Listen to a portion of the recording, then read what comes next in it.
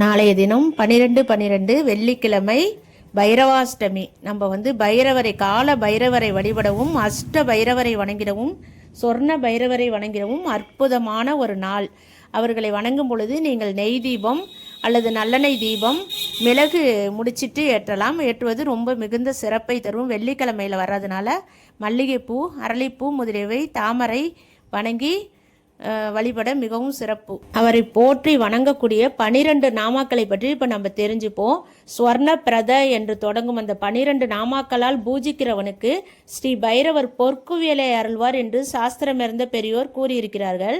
அந்த 12 நாமாக்கள்: ஓம் ஸ்வர்ண பிரதாய நம, ஓம் ஸ்வர்ண வர்ஷோ நம, ஓம் ஸ்வர்ணாகர்ஷ்ண பைரவ நம, ஓம் பக்த பிரிய நம, ஓம் பக்த வச்சய நம, ஓம் பக்தாபீஷ்ட பலபிரத நம, ஓம் சித்தித நம, ஓம் கருணாமூர்த்தி நம, ஓம் பக்தாபீஷ்ட பிரபூரக நம, ஓம் நிதி சித்தி பிரத நம, ஓம் ஸ்வர்ண சித்தித நம, ஓம் ரச சித்தித நம.